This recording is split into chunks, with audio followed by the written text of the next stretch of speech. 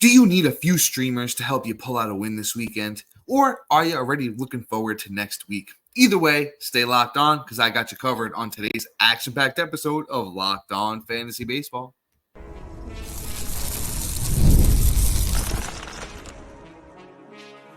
You are Locked On Fantasy Baseball, your daily fantasy baseball podcast. Part of the Locked On Podcast Network, your team every day. Hello, fantasy baseball fanatics, and welcome to the Locked On Fantasy Baseball podcast, brought to you by the Locked On Podcast Network, your team every day. As always, we're your number one source of fantasy baseball knowledge, and thank you for making us your first listen each and every day. I'm your host, Dominic Martino. If you're watching or listening on a platform like Apple or Spotify that allows 5-star ratings and reviews, we would truly appreciate it if you could do that for us. And if you're watching on YouTube and you haven't already, hit the little bell below. It subscribes to the channel and gives you notification every time we drop a new episode.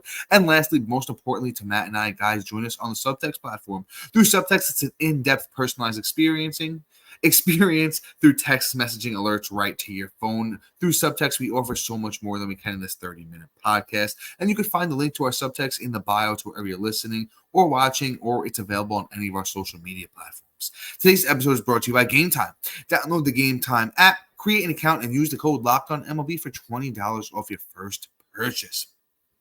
And all right, guys, today we're doing things a little bit differently. We're switching things up. We're giving you a different kind of episode. We'd actually love some feedback on it. I'd personally love some feedback on it. So sound off in the comments below, or, just shoot us an email or however you want to contact us, and just let us know if you like this style of episode. You know what? If you do, we'll keep it going. If not, we'll find something you guys do love. And you know what? If you don't like this kind of episode, sound off in the comments and let us know what kind of episode you would like to see from Matt and I on this Locked On Fantasy Baseball podcast. But today we are talking about some streamers for the weekend, which we're going to do first. And then after that, I got some good to-start pitchers for you for next week. But once again, let's start with those streamers. Let's talk a little bit of Andrew Abbott, right? Andrew Abbott's actually been having a nice sophomore season. Numbers on the year look pretty good. 13 starts, 3.28 ERA, 74 innings, 57 strikeouts with a 1.18 whip. Now, some of the underlying stuff looks good for Abbott. Some of it doesn't. I don't think he's going to be this successful the rest of the way, but can he pitch to a mid to high threes ERA? I definitely think he can. The control actually hasn't been abysmal this year. Hasn't been great, but it hasn't been abysmal. Still giving up too many hits per my liking. But I think Abbott is a guy that, we can rely on, even if it's in spots, right? I can understand why everyone doesn't want him on the team, but 47% owned for Abbott's a little bit low for me. He gets Milwaukee this weekend on the 15th, and let's actually catch who he has next week for you guys. The Milwaukee matchup. I know Milwaukee has a good record, but they're 5-5 over the last 10. It's a matchup where, you can just kind of navigate through that lineup. There's not too many bats that are going to beat you there. And it looks like he might get Boston in his next outing. And, Boston is another team playing around like 500 ball. I think we can count on Abbott for the next two to be decent, maybe not elite. Maybe a couple quality starts in those outings. But you know what? I think Abbott is even, a better long-term play. One of the last pitchers on your bench type of ordeal, maybe in some of those shallower leagues when we start talking about, some of those thinner 12s and, if you're playing in those 10-man leagues too. Abbott definitely going to be the last pitcher on your bench there. So, see what the thing goes. I want to at least pick him up, see what the thing rides for his next two starts. Like I said, they might not be fantastic, but I think we can at least count on Abbott to be decent for us. Apologize about that, guys. Let's move on to this next starting pitcher here. Let's talk about Spencer Arringhetti.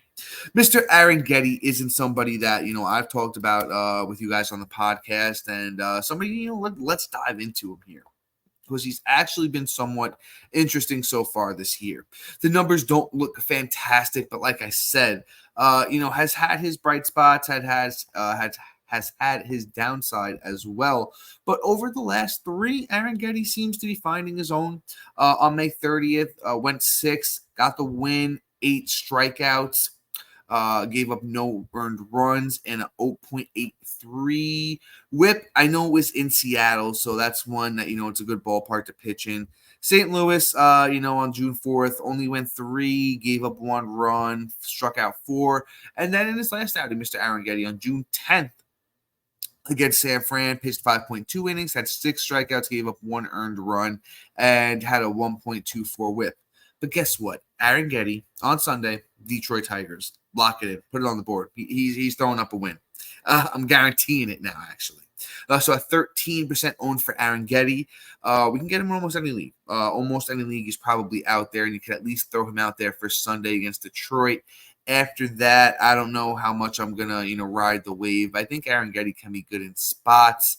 Not somebody that I'm super familiar with. As I said, I kind of want to deep dive him here a little bit, just to kind of see the outlook. Yeah, not really too much here in the underlying stuff that says much good about Aaron Getty. So I think this is just going to be a one start thing here. And like I said, put it on the board. Count me in for a quality start for Mr. Spencer Aaron Getty this Sunday against the Detroit Tigers.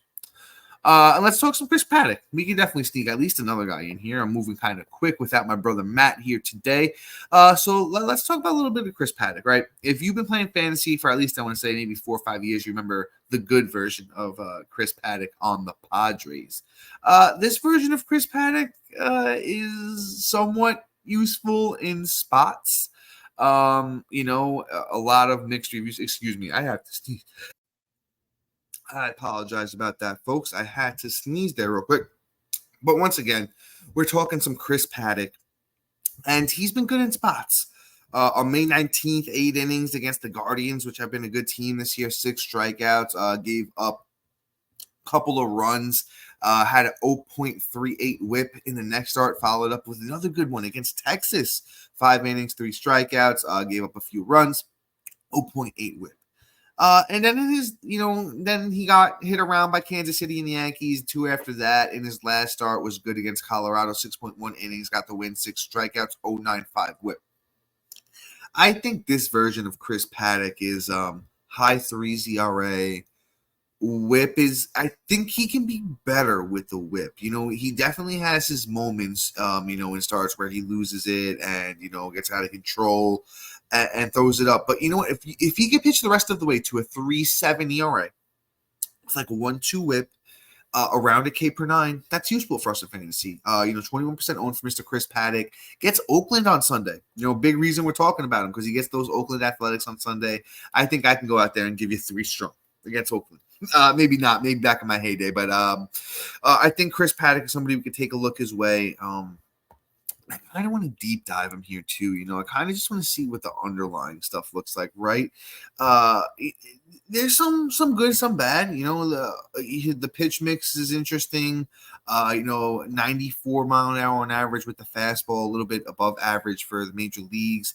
Throwing that changeup 23% of the time, slider 18% of the time. Mix it in the curveball as well for Paddack. Yeah, and as you start to look deeper, the really only pitch that is really, really working for him is the slider. You're seeing some success with the changeup. Honestly, the fastball is getting hit. The curveball is getting hit as well. So, like I said, we're talking about mainly streamers here anyway. I don't know how much long-term value any of these guys have, but I'm at least riding these pitchers out, these first 5, for this weekend to, get the stats if you need them. And I think Paddack, has shown he can give you at least a quality start. And against a poor Oakland team, I think he can get it done. We can count on him for that. And before we move on, and I give you 2 more streamers I think we can count on for this weekend. And then I got 5 2-start pitchers for next week that you're definitely going to want to make sure you have on your teams. I do have a quick ad break for you.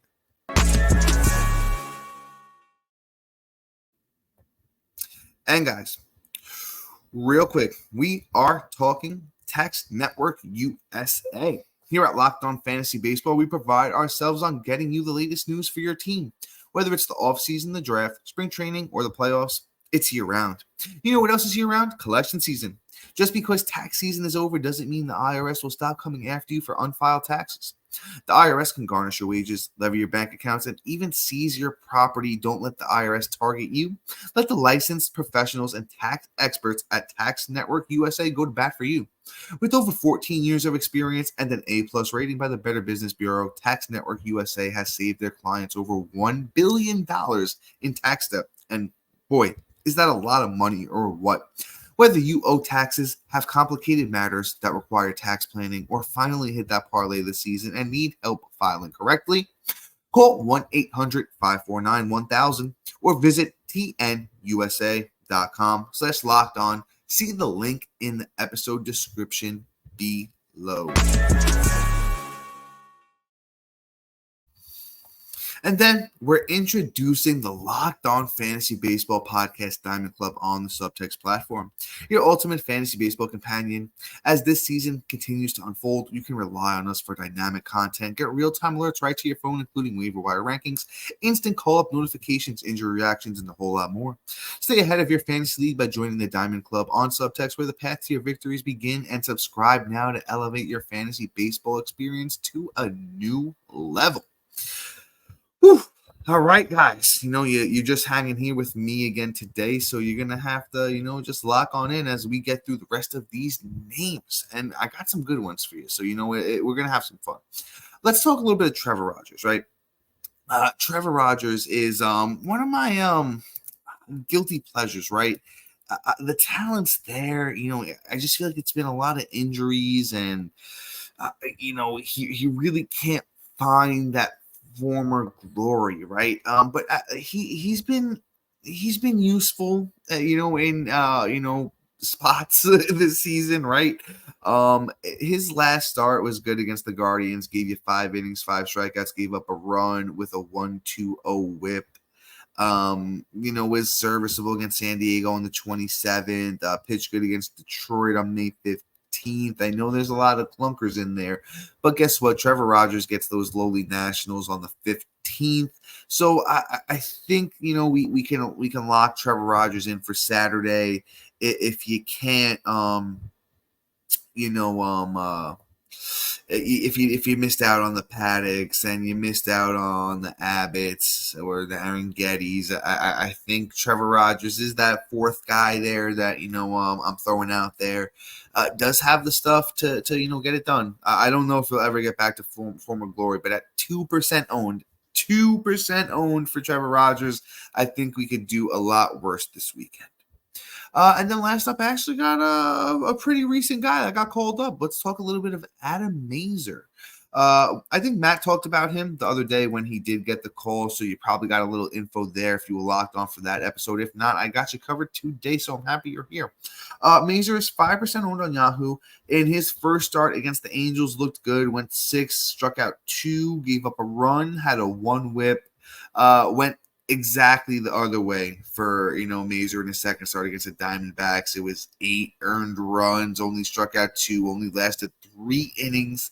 It's ups and downs with young pitchers. We've even seen it with the young bats this year. If you've been around a while, you're just like, why aren't these young guys performing? We were spoiled. We've been spoiled. I love to say it, and I'll say it again. The Tatises, the Acuñas, the Sotos, the guys that just come up and are successful in like their first, year. You don't really see it that often. It's not something you see more like I'll give you a good example, like the Jackson Merrills, right? Like the guys that are contributing, but they're not fully developed yet. Like I think Jackson Merrill is going to be an all-star. I spoke about it before. I'm sorry to go out on a tangent. Just kind of adding to my point here is that we're seeing it in stretches, right? And a guy like Mazur, who has a little bit of prospect pedigree, who has pretty good track record in the minors. Let's talk about this year in the minors for Mazur. 10 starts, 3.86 ERA, 51 innings, 50 strikeouts with a 1.03 whip. And then last year, 2023, for Mazur in the minors, it was 18 starts, 2.81 ERA, 96 innings, 90 strikeouts with a 1.18 whip. So this is a guy not going to be a K per 9 guy. little bit more known for that control. I think we can at least count on him for the Mets on Saturday. Mets haven't really been a great team. You get past Lindor and Alonso, you're probably going to be all right over there. I think Mazur can give us 5 innings, maybe 2-3 earned runs, maybe 3-4 strikeouts, maybe his best game of the season. So I think we're adding Adam Mazur for June 15th. 5% owned on Yahoo. Let's move on to, the second half of this show, and I'm going to sneak 1 2-start pitcher in for you, and then we're going to have a quick ad break. Let's talk some Jon Gray. Jon Gray is working his way back. He's made a couple of starts since he's come back from his injury, but hasn't really fully let it go yet, or rather, should I say, the Rangers haven't fully let it go yet with him. He's 54% rostered, a little bit more than we normally like to talk about, but I think it's a good opportunity here with Jon Gray. On the year, finally, what we've been looking for since he's left Colorado. 11 starts on the year for Jon Gray, 2 wins, 2.17 ERA, 1.20 WHIP, 62 innings, 63 strikeouts. This is exactly what I wanted to see from Gray, since he's left the Rockies. Been a couple of years now, but hey, he's starting to do it, and I think he should be a lot closer to 70% owned than the 54 he is. So next week, it looks like he lines up against the Mets for a start on Monday. And then it looks like 1, 2, 3, 4, 5. He gets the Royals on Sunday. I like it. The Royals are a little bit of a better team. I think the Mets, game could be the one where he finally gets at least 5 innings, maybe 6 if we're lucky for Jon Gray. And I think that Royals game, let's see how it goes. The Royals lineup is interesting, but I think it's maneuverable. They're 5-5 over their last 10. So I think you get past the Bobby Witts and, the Miguel Garcias and the Salvis. And it's not too much deeper than that lineup. I know the Pasquatch, too. Let me not forget the Pasquatch before you guys come after me. What about your boy, the Pasquatch? I know about the Pasquatch. I've been telling you guys to pick him up and trade for him. So, I get it. And as I said, that is the tougher matchup of the two. And then you know what? If you pick up Jon Gray, right, and you throw him out there, he has a good start against the Mets, and you don't need the stats on Sunday, you can just put him on your bench and you can just ride the wave with him. But I really do like me some Jon Gray. And you know what, guys? We're having fun. We're rocking and rolling. We're going to throw one more name in there for you, before the ad break, right? Let's talk Aaron Civale. Aaron Civale is, I will say this. Matt did throw me a few of these names. So I'm not going to, sit here and act like I'm in love with all of them. A little bit of the haterade for Matt, my brother, as much as I love him. I'm not in love with Aaron Civale. He's been a little bit better over his last 4 starts.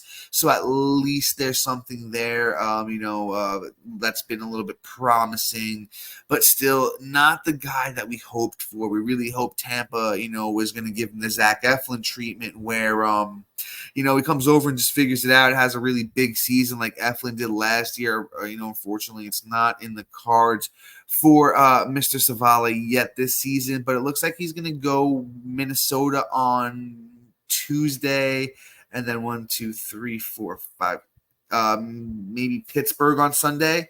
So not absolutely in love with the matchups here, especially Matt. Once again, wish Matt was here because then I would throw your boy Royce Lewis is back for those Twins. So I don't know how much I'm loving that matchup. And then Correa's been heating up of late as well, and those Twins are over 500 this year. And then Pittsburgh, Pittsburgh is a lineup that I think is a little bit more maneuverable for a guy like Civale, but then again, they're even 5-5 over their last 10, and that's a little bit better for them, a team that's under 500. So Civale is probably a little bit more desperate.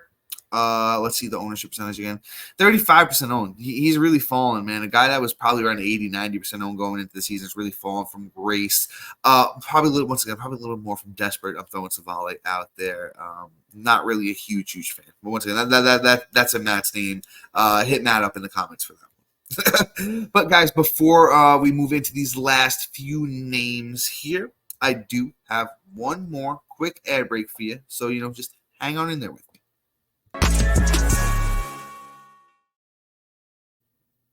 Game Time is an authorized ticket marketplace of the NBA, which makes getting playoff tickets even faster and easier. Prices on the Game Time app actually go down the closer it gets to tip-off, with killer last-minute deals all in prices, views from your seat, and their lowest price guarantee. Game Time takes the guesswork out of buying NBA and MLB tickets. With their last-minute deals, you can save up to 60% off buying last-minute tickets for sports, concerts, comedy, and theater. With their flash deals, you can save even more with exclusive in-app deals on select seats ahead of the game or event. With their zone deals, you can save even more when you choose a section and let Game Time choose the seats. They're all in pricing. Toggling this feature shows the total up front with no surprise fees at checkout. Their seat views give you a panoramic view from your seat in the app before you buy. Their lowest price guarantee or the Game Time app will credit you 110% of the difference. And then their Game Time ticket coverage. Your purchase is covered with the most flexible customer service policy in the ticketing industry. Take the guesswork out of buying MLB tickets with Game Time. Download the Game Time app, create an account, and use the code LOCKEDONMLB for $20 off. Your first purchase terms apply. Again, create an account and redeem the code LOCKEDONMLB for $20 off. Game Time. Download the Game Time app today. Last minute tickets and their lowest prices always guaranteed. All right, folks, we're going to bring this bad boy home with somebody I actually, we got three names, but this next name is somebody that I really do like. Let's talk Braxton Garrett. Braxton Garrett's working his way back from a couple of injuries, has not really pitched great so far. I hope he doesn't turn into Aaron Savale and just never figure it out this season. Well, at least Savale hasn't yet. Garrett has a little bit more of an excuse, has only 6 starts on the year, has looked good in 2 of them. Unfortunately, it hasn't been his last 2. Got hit around against Tampa and the Mets in his last couple of starts. But, Braxton Garrett's been good the last couple of years. Just been very reliable, very serviceable. I think he's a guy that's going to turn around. He gets the St. Louis Cardinals, who have not been great this year, early next week. And then at the end of next week, it looks like 1, 2, 3, 4, 5. He gets Seattle. That's a little bit tougher of a lineup to maneuver, especially with Julio getting hot. This isn't this isn't a guy who's for everybody. Starting pitching has been deep. There is, not actually not like a crazy amount left on the waiver wire, but I think Braxton Garrett's at least safe for his start early next week against the Cardinals. Not throwing him out there in that second start against Seattle unless I have to. There's definitely going to be situations where you have to. But I think he's good for at least against St. Louis. And then, you know what, though? Let's actually talk a little bit more about Garrett. I do want to check out the underlying stuff before we do move on here. I haven't watched a lot of Braxton Garrett yet, unfortunately, this year. I had a lot of other stuff going on in life. But with Garrett, it is that big pitch mix, getting a lot of ground balls, not walking too many people. The stuff itself isn't playing up too much. His stuff looked a lot better last year, but when you're coming back from an injury like Garrett is, I think it might take a little bit time. I think we got to give him, at least a couple of more starts. Like I said, I'm at least throwing him out there against the Cardinals for now. Once again, we're talking Braxton Garrett, and that ownership for Garrett is 39% owned, so he's out there in a lot of leagues. Got 2 more names for you guys, and once again, just throwing it out there. A couple of names Matt threw out there for me, so we're kind of just gonna rock and roll with them, and I'm gonna be truthful about how I feel. So once again, if you need defense about these names, shout out Matt in the comments. Let's talk Hogan Harris. Starting pitcher from Oakland, he's been serviceable so far this year with 25 innings, 23 strikeouts, a 2.49 ERA, and a 1.11 WHIP. So I like the numbers. I'm not super familiar with him. He's 4% owned. You can get him out there in almost any league right now, like at that 4% owned. Was good in his last one against San Diego. 5 innings, 5 strikeouts, gave up a couple of runs, had a 1 whip, and in his start before that, went 6 against Toronto, struck out 3, no earned runs, 0.83 whip for, once again, Hogan Harris, the starting pitcher of the Oakland Athletics. Let's see if this guy has anything that, stands out. 6'3", 220. Love to see that. Pitched in the bigs last year, didn't really do too much. Has gotten rocked in the minors this year, Hogan Harris. Not somebody I'm really loving on too much. Let's check out who those starts are against and kind of give you some guidance towards what I'd be doing with Mr. Hogan Harris.